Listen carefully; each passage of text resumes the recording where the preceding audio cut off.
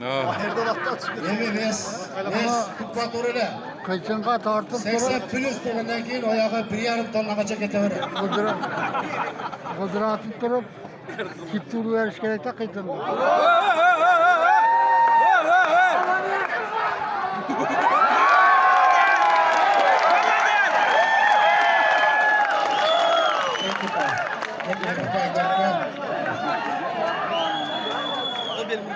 Yakupa, turuyla. Ko'ko tenga kupay. Turuyla sudya to'g'onlar. Bardığımızda sudya bo'lib oldik. Endi kichkina birimizga qo'yib turaylik. Ya молодец. Ovosidan ham katta kishiga turga chiqqaniga ham qoyil.